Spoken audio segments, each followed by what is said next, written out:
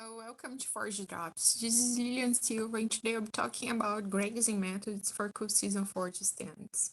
So let's get started. So, just a recap: when you're going to plan for our cool season forage grazing, we are going to need to make sure that we allow the plants to establish before we turn the animals in, because that's going to be important to make sure that we allow them to have a root system developed, and then this is going to be impacting the production that we're going to have for that season and how the plants are really able to regrow after each grazing event.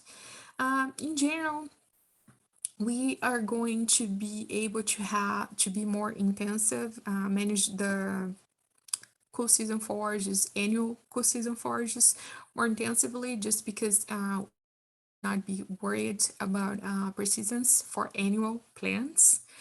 And but we do need to be mindful about the stable height that we're using, and also the interval of regrowth that we allow the plants to have, so we can really get the most of those species during this grazing season.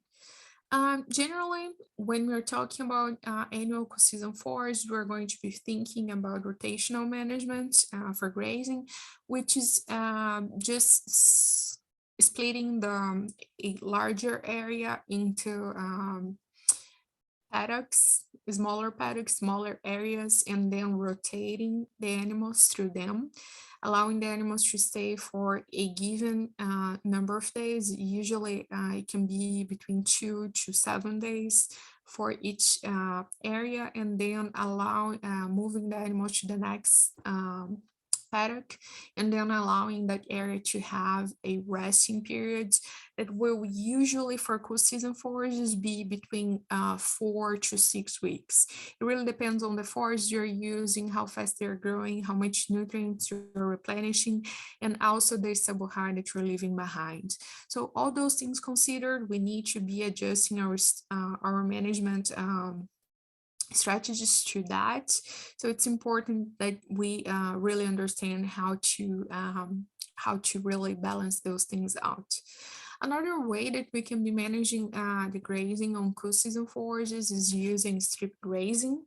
So strip grazing, it's literally we're going to be adjusting smaller strips,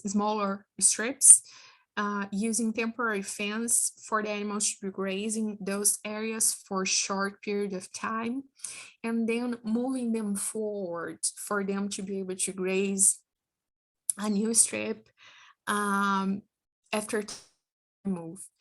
Generally, we would be doing this for animals that we're going to be wanting them to perform higher, or as a source of allowing the animals to have access to a forage stand that have higher forage quality as well.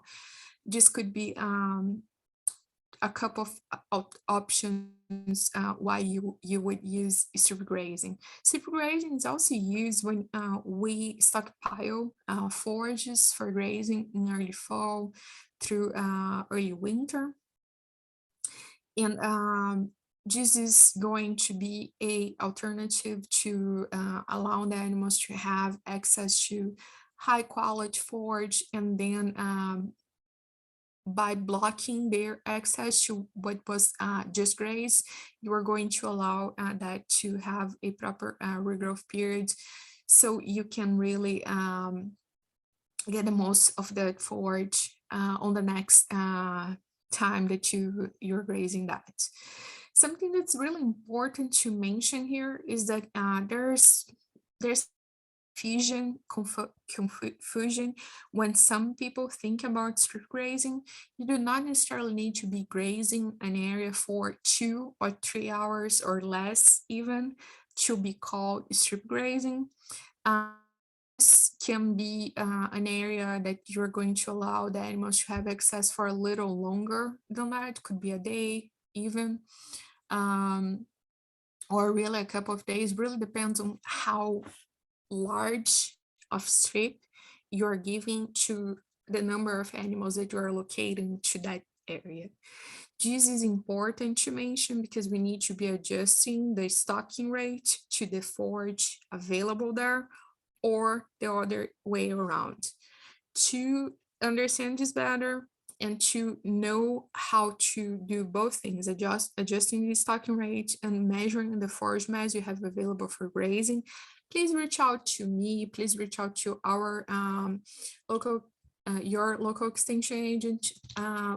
We do have some resources through our Clemson forages and livestock blog, so you can also what information you have available there. These are important things, especially for those thinking about how I can also be working towards improving my soil fertility, soil health. It's important how we're doing this, but also we need to be mindful of the workload that it's allocated to this, to the level of management that's required and how that management should be done. It's important to understand those things and really know how to adjust those so you can get a benefit of what you're trying to do and do the best that will be contributing to those goals of improving fertility, improving soil health on the long term as well, and organic matter. Thank you so much for watching this video. I really appreciate your watching it. Please check out the other videos that we have available on the Forage Drops channel. Hope to see you on the next one. Thank you.